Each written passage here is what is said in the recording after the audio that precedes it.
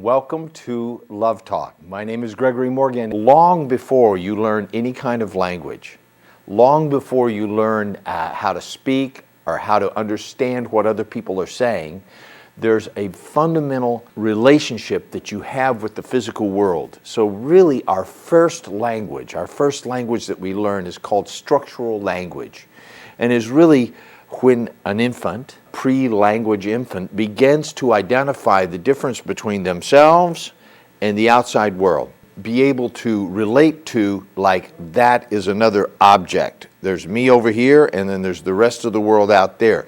And so the first thing they learn to do is to grab hold of things, to touch things, the mother's breast. They learn to relate to the world through touch. We begin to get a relationship with gravity. The first time we try to stand up or walk, we find that consistently we fall down. Consistently we learn that there's ways of, and then we begin to learn balance.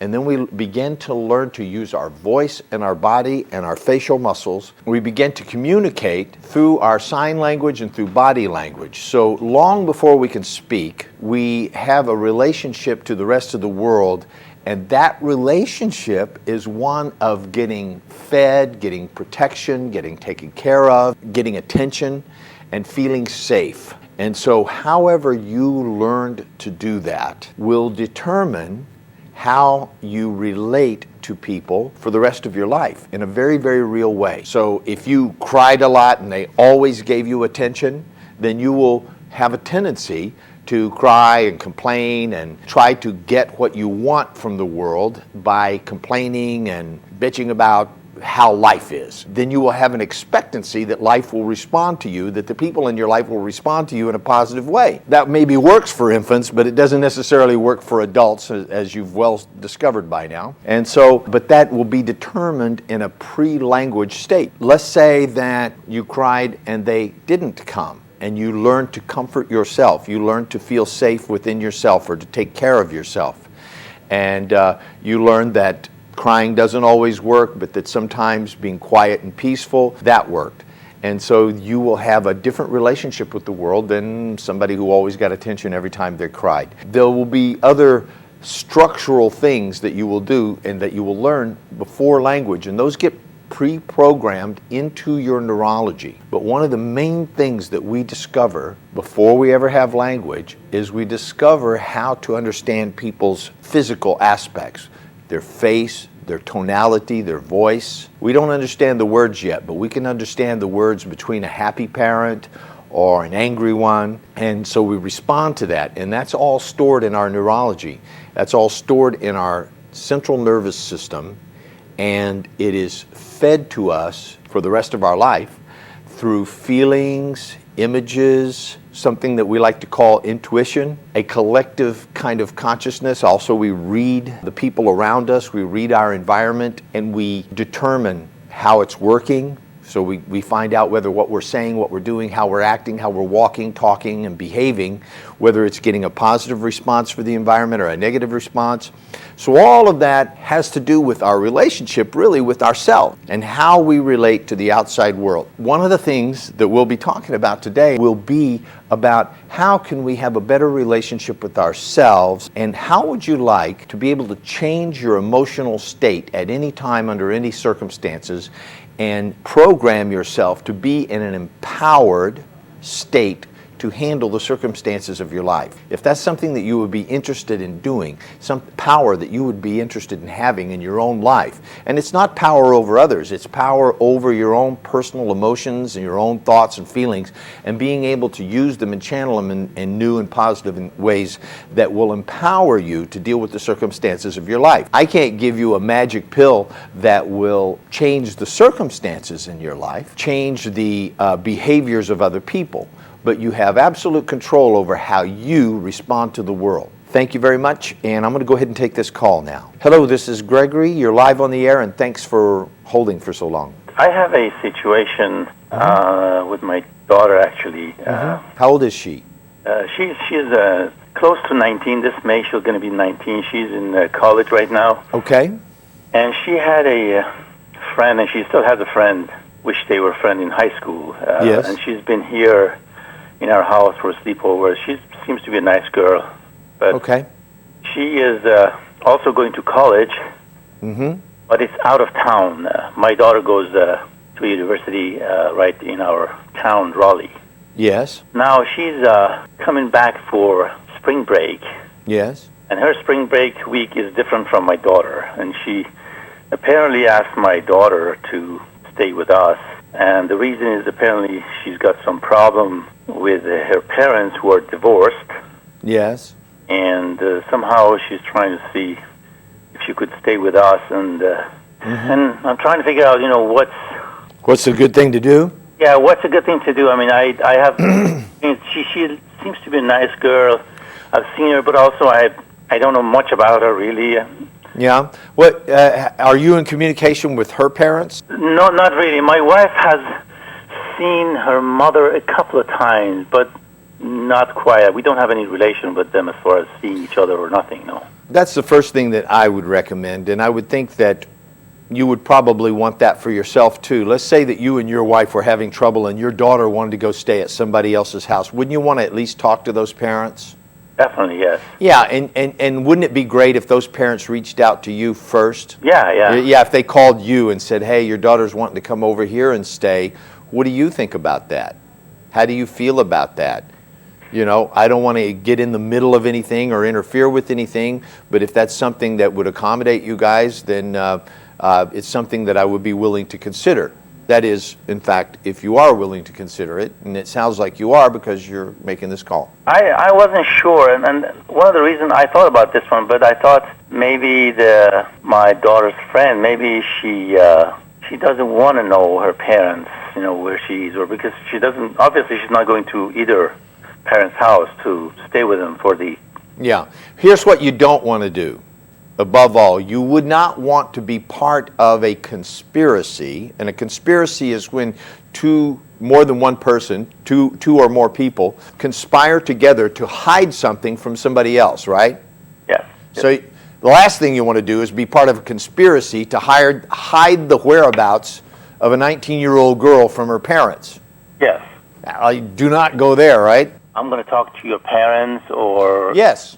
As an adult and as the parent and as the provider. In other words, you're the adult in the situation. I know that as 18, they're supposed to be adults, right? He's over 18, yeah. Yeah, but if she was 18, if she was an adult, she wouldn't need anybody's permission to do anything. She does need your permission to come stay at your house, and so does your daughter. So my thinking is like this. I've been a parent to a stepson, and I like to know where he was and who he was with and what kind of people lived there. And I like to be able to pick up a phone and call him and talk to him if I needed to. Sure. I would expect that her parents would want the same kind of access. So as a parent, I would just say, look, one of the conditions of staying at my house is that I need to talk to your parents and be in communication with them and see how they feel about it and if they're all right with it. And based on that, I'll let you know how I feel about it. That's what I would do. Do I need to also tell the girl that I'm going to talk to your parents? And Absolutely. Here's a good guideline and I say this for you, but for everybody else. I would avoid doing anything that I wouldn't want to have broadcast over a loudspeaker or read out loud in court of law. Sure. Okay? So, right? Yes. So look, I'm going to talk to your parents. If you want to come stay here, great. I need to talk to both of your parents. That's just my conditions for my house. That's how it works around here. I need to talk to both of your parents out of respect for them. And if that doesn't work for you, then go stay at somebody else's house that's willing to hide your whereabouts. Okay. Not me. I don't do that. I'm a parent, and I would want the same respect if my daughter was going to go stay someplace. Wouldn't you? Good. Yeah, of course. So I'm not gonna get involved in whatever's going on with your family, that you don't want to go stay at your parents' house and you prefer to come stay at my house. Thank you very much. But here's the condition. I need to speak with both of your parents. And then if she says no, that's not going to work, then say, I'm sorry, you can't stay. Okay. Sorry. All right. And you don't need to explain yourself to anybody about who comes in your house, do you? No, I don't. No, you know, it's your castle, man. You don't have to explain was anything to anybody. Like, this is the condition. If you don't like it, that's okay. You could go someplace else with my blessings. But if you would like to come to my house, I'll consider that based on what your parents tell me. If your parents tell you, listen, the reason she doesn't want to come home is she's addicted to drugs and she's, you know, sleeping with some hoodlum that's a criminal, you might want to take that into consideration. Right? Had was Gregory is the week that she's having this spring break is actually different from my daughter's. So she'd be hanging around your house without your daughter at home. But she could be in the house without my daughter and any of us, my wife or myself. We're going to be at work, so it's. So how well do you know her? I know her. She looks pretty nice, but I mean. Do you know her well enough to have her go through your drawers? Because you and I both know people do stuff like that. Yeah. On the surface, really, I don't think she's going to do that. I mean, she's well, a nice I know girl, we all you think know, people don't do that, but they do that, don't they? You Teenagers never know, do I mean, stuff like that. Yeah, exactly. Okay, But on they the go surface, through your she drawers. looks like a nice. They go through your drawers. They go through your liquor cabinet. They look through your computer files. They do stuff. Yeah, I mean, I don't know. I mean. Yeah, you know, listen. I used to let all my friends come over to my house. They had keys to my house and stuff. And I was very, very open about that. I'm like very American, like, hey, everybody's cool. I trust everyone. Nobody's ever going to steal from me. And then some stuff disappeared from my house and stuff that I couldn't explain happened and stuff. Now, out of hundreds and hundreds and hundreds of times that people came to my house when I wasn't there, this only happened once or twice, but it was enough to go, okay, everybody give me back all the keys. I had like 5 or 6 keys to my house out there with various friends and relatives, and I said, nobody has a key to my house ever and again, period. Basically, if I decide to let her come here after talking to her parents, then I should put definitely a condition, make sure somebody's going to be home. I would think so. I mean, listen, I don't know. Here's what I do know. There's trouble somewhere. It looks like, I mean. There's trouble somewhere, or else she would just go stay at her parents' house. At least one of them, have them for a week, Yeah, there's trouble somewhere. We don't know what the trouble is. I don't know that, no. Right, we don't know what the trouble is, and it's basically, it's none of your business until she comes into your house, and now it is. That's right, exactly. Right? And if the trouble is that as a teenager, she's acting up and acting out, which wouldn't surprise me. Yeah. It could be that the parents are fighting and she didn't want to be around it. That could be true, you know? Yeah. Yeah, that's possible.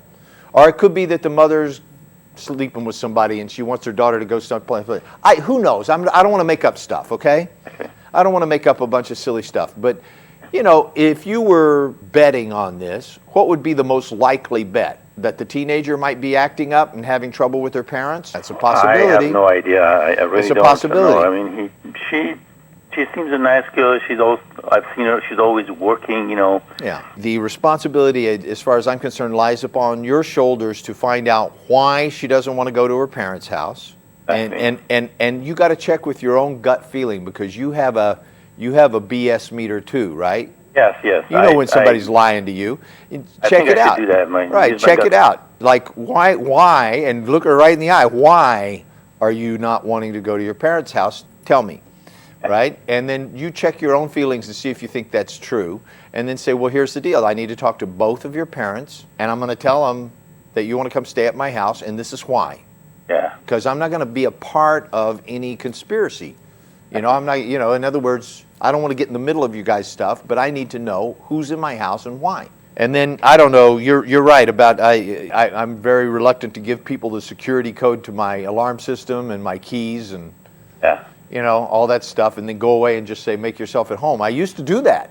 Yeah. It didn't turn out too well. After many, many years, okay? For 20 years I did that with people, and then now I haven't. I don't do that anymore. All right. Okay? Thank you. Yeah, thank you. Thanks for your trust. Hello, this is Gregory. You're live on the air with Love Talk. Right now, doctor, I have a really bad situation. It's a relationship situation. Mm-hmm. And I like to get some help with it because I'm really confused. I can't function at all. Like, I have to study really hard, and I cannot really do it. And I need some help. Like, I had a boyfriend, we were dating, and everything went fine. We had a great time together, fantastic relationship. And he bought a new house. So when he bought the house, he surprised me, and then he asked me to move in with him. Okay. And then How old are you? I did move in with him, but after excuse me. 3 days, we got in a fight. Excuse me. I need to ask you something. How old are you? I'm 25. You're 25, and are you in school? You said you have to study. Yes. So you're in school. Is he in school? He's kind of done, but yeah, he has an exam is coming up. So he's in school too. And is he about the same age as you, or a little older? What's the deal? He's actually older, How much older? 10 years. Okay, well that's not so bad. So he's 10 years older than you, but he's still in school. Yes. Okay. He's kind of done, but he has a really big exam is coming up. Okay, I got it. And he bought a house and asked you to move into it Yes. while you were dating. Yes. And how long had you been dating? It's been about a couple of months. That's too soon to move in with anyone. Right. That's a big mistake. I had no idea. It was my first experience, and Okay. he showed me everything perfect. I know, but listen, you're missing quite a few steps in your education about what works and doesn't work in relationships, okay? And I'm going to direct you to some materials that will support you, and then I'm going to give you a quick answer to your situation here, okay? Okay. Are you living there now? No, I just moved out. Okay, well that's a good thing. That's actually a good thing, okay? And Okay. and had you consulted with me before that, I would have told you that it is absolutely predictable that you will get in a fight with him in the first few weeks that you're there. Just completely predictable. Now, how do I know that? Because I've worked with thousands and thousands of people, and because I've seen this same phenomena over and over. So I want you to write this down. The 12 stages of romantic relationship. That's a CD set that I made specifically for this purpose, okay? And it is a guide to help people learn that romance has stages. Now, if you went to a veterinarian about your pet, veterinarian would be able to tell you they go through this stage, and then they go through that stage, and they go through that stage, and it would be absolutely predictable. Right. And when you saw the animal go through those stages, you'd go, oh yeah, they told me that. Now I recognize it, but until you knew it, if you didn't know it in advance, you just wouldn't even know what was going on. If they told you, okay, at a certain stage they're going to start getting teeth and they're going to want to chew on everything, so you got to get them a chew thing, right? You wouldn't know that, and they'd just chew your stuff up, right? But now you know that, right? Right. So there's things that you need to know about how romantic relationships develop. It has its own rules. I didn't make the rules. I just observed that there was a pattern that it naturally went through, and I also observed another thing. If you skipped any one of those stages, it's not 12 steps, it's 12 stages, okay? A lot of people write down 12 steps and they think it's a recovery program for romantic relationships, which I think is a pretty good idea. I think I'll write that one too. Right. But this is going into relationships. Before you get into relationships, please study the 12 stages of romantic relationships so you can learn what to expect. And you'll also recognize certain things that I make really clear, so that when you get to that place, you know what to do next. You know where it goes. Just like in the growing of a plant or an animal or anything that's in nature, okay? Okay. Romantic relationships, as they move through stages, or let's say building a house even, okay? If you were going to build a house, you wouldn't, put the roof on first, right? Right. It just fall down. There's nothing to put it on. So you have to put on the foundation first, and then you put on something else, and then the windows and doors, and then you get the wallpaper and the curtains and the carpets and the roofs and all those things like that, right? There's stages, and you can't get out of sequence with it. If you get out of sequence with it, if you go ahead, you will be tearing down what you just built in order to go all the way back 2 or 3 stages and start all over again. And it costs, if it was building a house, because I used to be an architectural designer and builder, it cost 10 times more to tear out something, to build something, than tear it out and then go build it again. Right. Right? So it's super expensive, and in relationships it's the same. That's right. So moving in with somebody is something that, if you listen to the 12 stages, you'll see that I do not recommend. Now, it's great for guys, it's terrible for women. And I'll tell you why, okay? Because as a young 25-year-old, beautiful, fertile woman, you have a very, very high value. And one of the things that I've observed from working with thousands of women is that women undervalue themselves. They don't realize how much they're worth. But if you think about it, when a man finally falls in love and makes a commitment, he'll buy you a house, a car, spend the rest of his life, giving you all of his money and time and attention and getting you anything you want.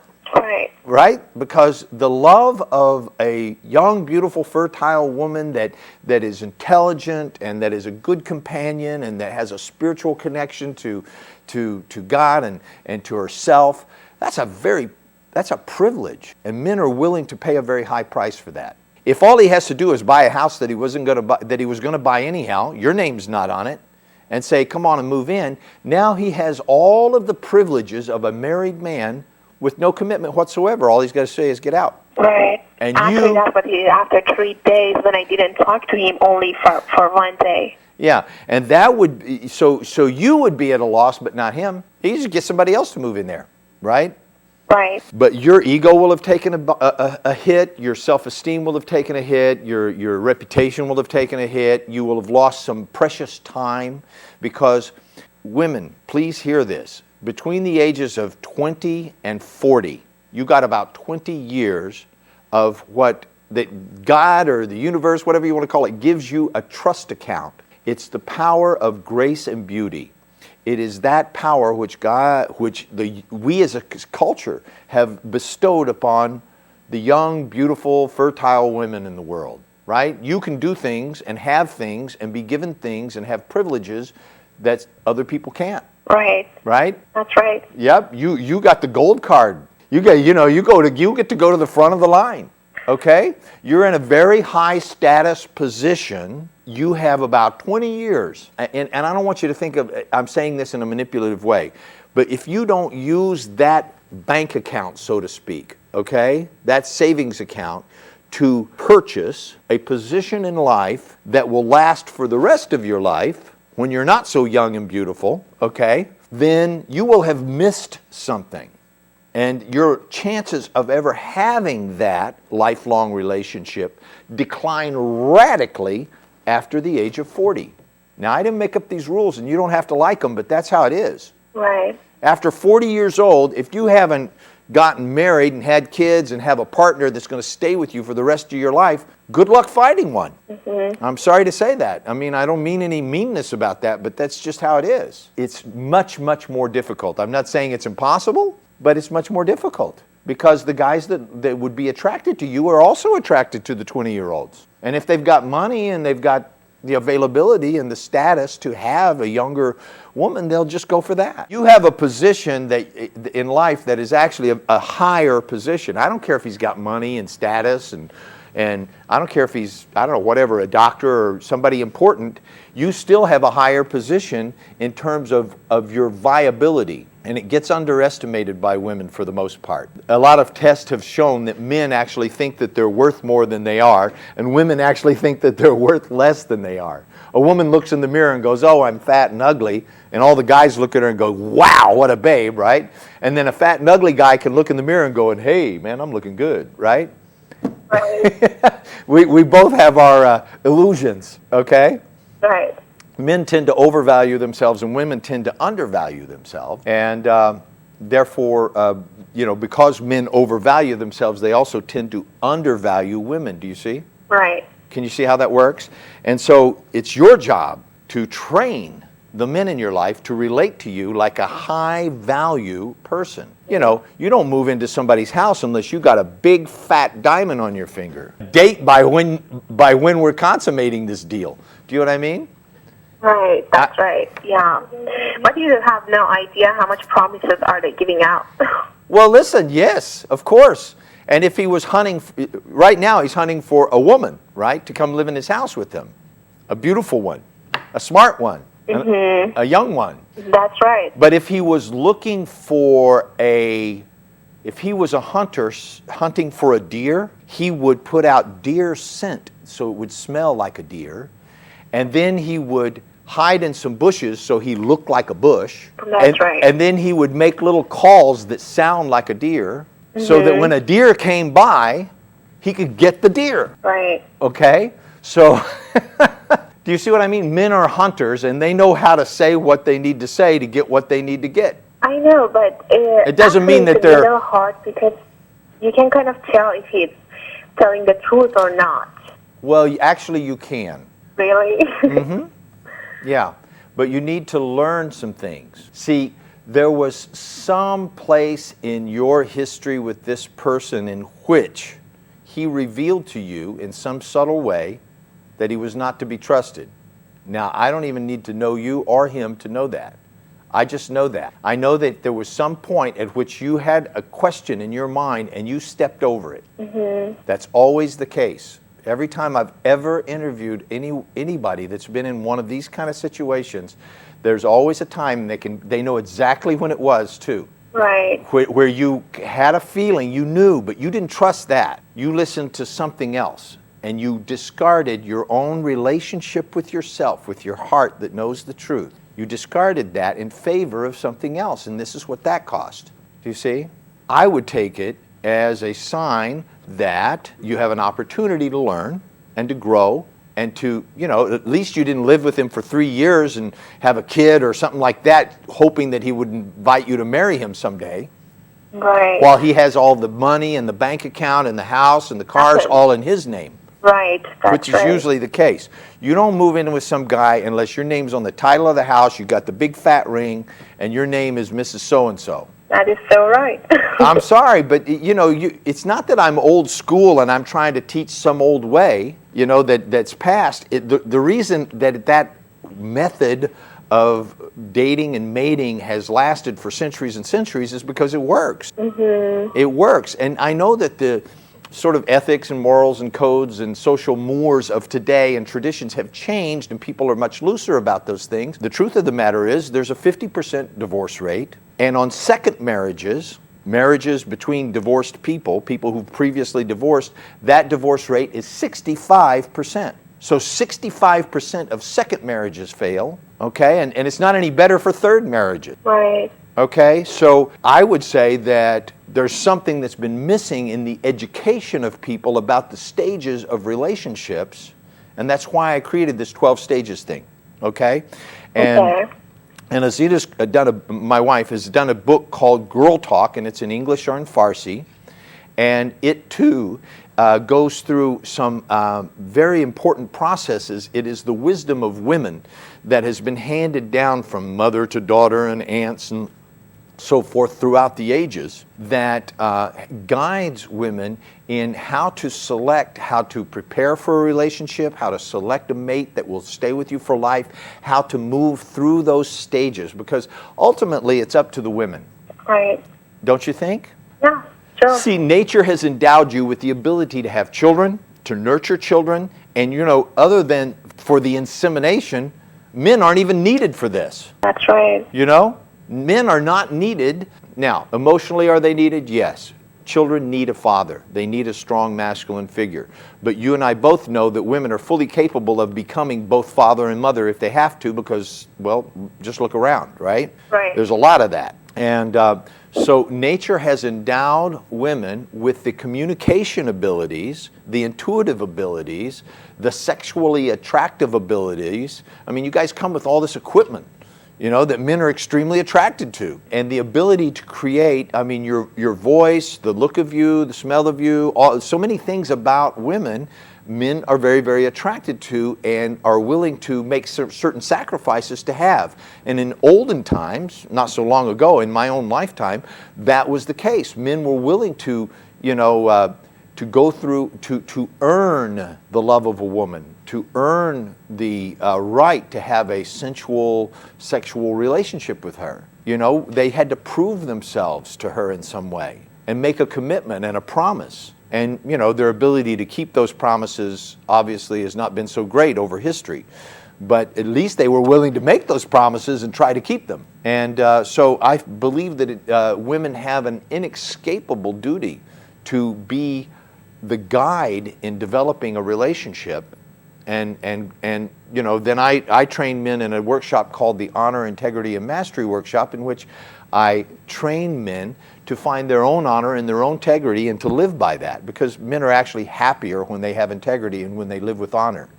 They actually have happier, more productive lives. And what do you recommend for me to, like, I could function more, I mean, to get my focus all over my study? Right now, you have something that's blocking your energy or your neurology, okay? Because what you're describing to me is blocked energy, all right? All of your energy was focused over on this new place that you were going to live in, this new relationship, and then a really bad thing happened and you had to move off and do another place and all that. So studying, which used to be something that you were building something for your future and looking forward to, that just is associated with pain and stuff for the moment. Mm-hmm. So when you have something that's associated with pain instead of pleasure, your natural instinct is to move away from it. Right. Right. So right now you are in a mode where you're moving away from pain and trying to move towards some pleasure, and studying and does not look like a very pleasurable thing for you. I do a process with people, and my wife does it too, called unfinished business, completing unfinished business. And you have some unfinished business with this fellow. And I would probably venture to guess that it is not the first time that you've had, maybe it's the first time you've moved into somebody's house or something like that, but you may have had similar situations in the past where you had trusted somebody that didn't work out and you got hurt. Is that true? No, he's the only one I trusted. He's the only one you ever trusted. So nobody's ever hurt your feelings or broke your heart or anything like that before? Nothing like this, no. Well, usually women don't get to 25 without having their heart broken at least once by some high school sweetheart or something. But so congratulations. Thanks. If you haven't. I'm really strong. I bet you are. I can hear it in your voice, by the way. Thank you. So here's the thing. Bad memories do not cause negative emotions. A lot of people think, wait, well then what does, right? Bad memories don't cause negative emotions. Bad memories trigger something. They trigger some energy. Emotions means energy in motion. Emotion is energy that's moving. So the movement of energy is experienced as an emotion. Negative emotions are a result of blocked energy that, and I'll tell you what the elements are. You have a thwarted intention. You know what the word thwarted means? Because I know it's like an unusual word. So thwarted intention, an unfulfilled expectation, and an undelivered communication. That will cause blockage in your energy flow, and you won't be able to feel good. You'll just be blocked, okay? Okay, because right now my study is really, really important to me, and I don't have to get everything right. So here's the thing. I do a process. It takes about an hour and a half, okay, in which it will clear all of that from your system permanently. It's not like make you feel good or something like that. It permanently eliminates any negative feelings about that incident or any incidences even remotely connected to it forevermore. You will not be blocked there again, okay? That's just won't even be possible. And even if situations like that come up in your life, you'll see them coming a mile away and you'll know exactly what to do to deal with it. And even if somebody did come along and hurt you, you would be able to, it would not get stuck with you. But I'm sure from now I'm not going to trust anybody. Well, I understand. So what I'm recommending, and then you'd have to trust me in order to do this process, but it takes about an hour and a half. I do it in private sessions. I do it on Skype. If you have a webcam on your camera, it's like we're sitting face to face. I do these private sessions, and it handles it. There's a very advanced technology that's available that I've become certified in as a master practitioner, and it just clears that stuff and you can't come back. That's really good. Sounds good to me. Yeah. That would be great. Yep. Thank you. Okay. Well, thank you for calling. Thanks for your trust, and I'll hope to hear from you soon. Okay? You're welcome. Thank you. Bye. All right, bye. Hello. Hi, how are you? Hi, I'm fine. I'm really happy that I got this chance that I talked to you. Thank you. Tonight. Actually, I had almost the same situation as the not as young as the other lady that talked to you. I'm 42 years old, and actually I experienced one marriage and I got divorced. Yeah. And I have two children. One is 14 years old and one is 16 years old. Okay. And then after my divorce, I was with a gentleman who was older than me, almost 13 years older than me. And then actually after 2 years almost 2 years that we knew each other, I moved with him. But I didn't experience really, I didn't have a good experience. And actually we had lots of times that I was in between my actually boyfriend and my children. My children couldn't accept him, and he couldn't accept my children. In spite of he told me at the beginning that I will accept everything, but however he didn't accept. And we had a kind of situation that very unstable situation. You know what I'm saying? Well, it sounds like that did you and your children move into his house? Yes, yes. Okay, so you and your children moved into his house. He said that he would accept your children. I'm not sure exactly what that means, because accepting is one thing, caring for, loving, fathering, supporting, financially, mentally, emotionally, and spiritually, that's a whole different story. As a mother, I don't need to tell you that your main priority is your children. That's correct. You know, you weren't able to work it out with your first husband. You know, the question is always, why did that not work? And even more importantly, what's my part in it? What did I do or not do that I could have saved that marriage? Did I really give my 100%? And when I was tired and didn't want to anymore, did I dig down deeper and find even more that I could give? Because we're not talking about my happiness here. We're talking about the happiness and fulfillment of my children as well. You know, so sometimes once we're a parent, you know, we need to put our happiness and fulfillment somewhat in the background and allow our children the luxury of growing up with parents that get along with each other. Anytime people are divorced, there's always two parts in it. You know, there's always two parts in it. And so my first question would be to you, and you don't have to answer this, it's just for you to ask yourself, did I complete that marriage? Is it complete? And how you know something's complete is that when you think of the person, when you see them, if you were alone in an elevator with them on a 100-floor building, and you know it was just you two, you know, would you feel comfortable? You know, you feel okay about it either way. Without completing that first relationship, going into a new relationship, in some ways, I mean, I don't know what your financial situation is, but once you're living in someone's house and your mail is arriving there and you park your car there and you put your toothbrush in that medicine cabinet every night and you sleep in that bed, you're somewhat financially dependent upon that person. So if you put yourself in that situation and you put your kids in that situation, you would only do that if you were like 100% certain that this person not only was going to accept them, because acceptance is the lowest possible level of relationship, actually father them. In other words, want to take care of them, like, you know, take them out for ice cream, buy them stuff, spend time with them, do homework with them, like hang out with them, like be a father figure for them. Yeah, he was acting to do these stuff, but he couldn't actually do this stuff.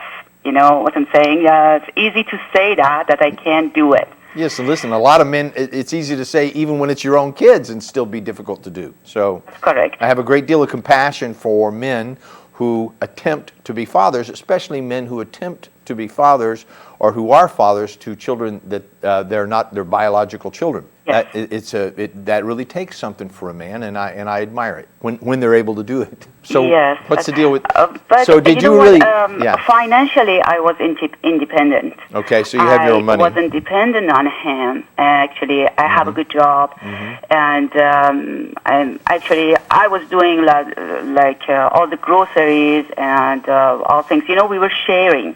Yeah. The stuff, and I wasn't dependent on him, and but they couldn't get along. You know, my children never liked him, and I knew that they didn't like him, and maybe in first step, it was a mistake to move with him. Sounds like it. You know, if they, I can understand children having a certain reluctance and so forth, and maybe like going, well, but they got to be at least willing to give it a try. In that case, you know, you might want to have a conversation with your children and say, I like this guy, he likes me, we care for each other, we'd like to create a home. He wants to be a father figure for you and provide whatever he can for you, and how do you feel about that? And if they say, absolutely not, I'll never accept it, and don't even go there, then you got to listen to that, because they probably mean it, you know? That's why it didn't work out. And anyway, I got separated recently. And I got my own home, and then I moved my children out, and I'm working. I have a good life, and I mean, we are happy. They are happy, but still, this gentleman, you know, he doesn't want to leave me, because he actually, I know that he loves me, and he wants to be with me, and he feels really lonely, I mean, because he's not with me, and not, because actually, I think he actually wants a mother, and I was doing this for him. I was a mother for him too. You know, always in the kitchen doing stuff. After my work, I was just running around doing all the stuff. Now he lost actually the person who was actually his mother too. I don't know. He doesn't want to leave me alone now. And he wants me to me still. He's seeing me. He comes to my home now. And still my children just giving me hints that, you know, Mom, we don't like him to be here. And he's still spending time with us. And but I don't know how can I deal with him. Actually, I like him too. But I know that at the end of the story, I know that it doesn't work out. I got it. Then I don't know what to do with him.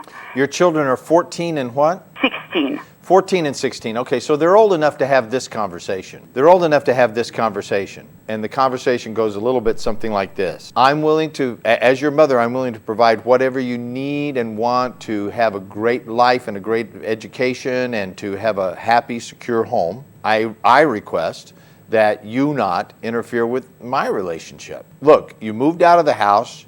You live in your own house, but, you know, as an adult woman, I believe that you have a right to go out with whoever you want. Yes. Okay? And if this man really cares for you, okay, so maybe he's not such a great father, okay? I don't know why your kids don't like him. Why do they say they don't like him? Because actually he was so tough. You know, he giving them advices. He's not bad. He was buying them stuff, but he's kind of unstable man. You know, in mind, actually, his mind is very unstable. Why do you like him so much then? Sorry? Well, here's the only things that I've heard about this guy is that your kids don't like him, his mind is unstable, he wants a mother at the age of 50-something, and what do you like about him? I mean, why wouldn't you want somebody who's stable, who your kids like, and who wants a partner or a mate to treat as an equal, not somebody to do his dishes and cook for him? Let him hire a maid and have sex with her or something. I don't know. But you know what I mean? Why do you undervalue yourself so much that you would put yourself in that situation? Or is it that this guy has some other redeeming value that you haven't mentioned yet that overweighs all of those negative points that you've pointed out? Actually, this is my big problem, that you are saying that I'm undervaluing myself. This is how I am. Unfortunately, I know that this is not a great thing. I know that I always... Well, you were taught that, okay? Mm-hmm. This is a value system that was handed down to you culturally and through your family and through the caregivers and the other people in your life, and you bought into it. You see, we don't come into the world undervaluing ourselves, right? That's correct, yeah. We come into the world like whole, happy, joyous, cool human beings, right?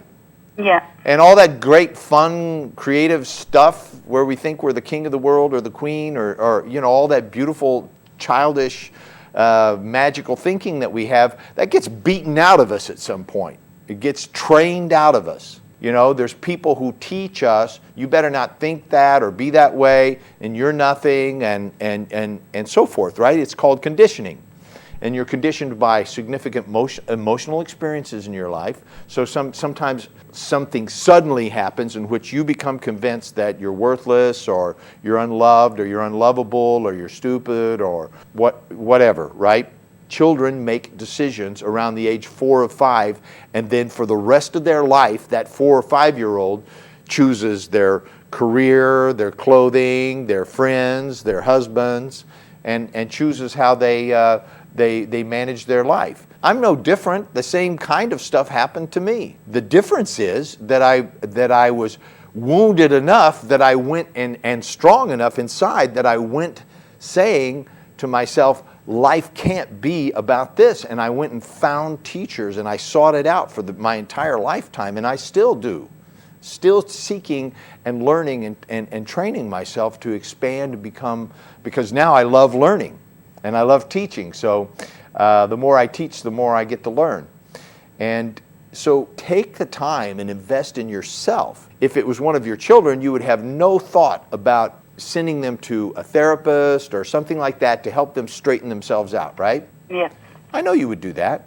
Do that for yourself. And it'll be the greatest gift that you could give not only to your children, but to their children. You know, because your children are learning how to relate to men and women through you. They will unerringly, and I've just seen it 1,000 times, who they choose as a mate and how they relate to them will be unerringly influenced by you and your husband and whatever other man's around in their life, but at their age it's already set. However you and your husband treated them and treated each other, that'll be the model that they absorbed like a sponge, not even through their conscious mind. It got in through their subconscious. Like if you put flowers in water that has red dye in it, it shows up in the petals, right? Yes. The petals turn red. Well, you put children in a particular environment and it just comes out that way. They don't even think about it. It's just how it is. It's in their neurology. So your way of relating to people was absorbed from your parents. Can you get that? Yes. This thing you do about undervaluing yourself? She is much stronger than me. I realize that she is much stronger than me, and she sometimes actually gives me advices. Well, cool. That's great. However, you want to be in a position. One of the worst things that can happen to children is that they have to start taking care of their parents. Okay? That's correct. Yeah. That's like the worst thing that can happen because it's an energetic reversal that's not supposed to happen in nature. In nature, the parent-child relationship is a superior to an inferior, designed to have the inferior become an equal, right? Yes. And if the parent drops down and becomes an inferior before the child is fully developed as an adult, it hampers the child's development. So you always want to stay out ahead of your children. That's why I say helping yourself is the best gift you can give to them. Do you understand why I said that now?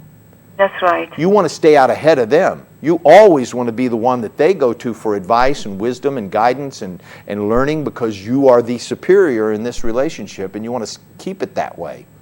Yes. Actually, in the same time, they believe me as a very cool mother. Actually, yeah, but you know what? I'm sure we are very friends together. Yeah, I'm sure you're cool, and I'm sure you're friends. But you know what? That's the biggest mistake I'm seeing people have with their children. They want to be their friends. They want to make it with their kids. They want to be buddies with them, and then they lose simultaneously their credentials as the adult in charge. You have a job as a parent to parent your children. Parent is a noun, but it's also parenting is a verb, right? And there's something called parenting that your children at 14 and 16 are going to need. And they need somebody they can look up to. Do you see what I'm saying? Yes. And you need to be out ahead of them, and when you descend to their level because of your own lack of self-confidence and self-esteem, you try to make it by getting down on an equal level with your kids, because maybe you didn't develop past the age of 14. I don't know, okay? But I'm just saying that You need to be emotionally, spiritually, mentally, and physically in charge of yourself and then of your home so that you can parent your children, so you can guide them, so that they can have healthy relationships with their children. Yes.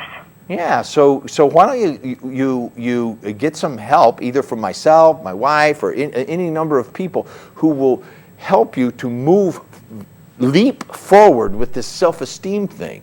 And we have hundreds of cases of examples where people who have worked with us have moved forward so fast that some of their friends and relatives don't even know what happened. They can't figure it out.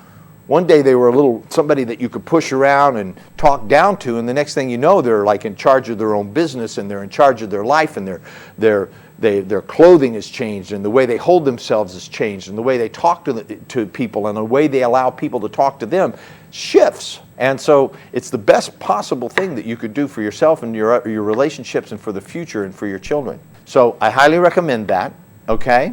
Yes. And, as far as this guy is concerned, don't get back in a relationship with him, but, you do have a right to have a relationship with somebody who values you, and I recommend that, okay? If this guy is not valuing you, it's because you haven't valued yourself. When you start valuing yourself, you will attract to you people who will reinforce you and support you and be for you and want to do things for you instead of asking you to go cook them dinner. Yeah. Okay? That's right. Yeah, thank you very much. You're welcome. Thank you. All right, thank you. Thanks for calling. Thank you. All right. Okay, that's it. I'm going to wrap it up. This has been my pleasure to be here with you on Love Talk today. Thank you for your calls. Thank you for your trust. I'll see you here next week.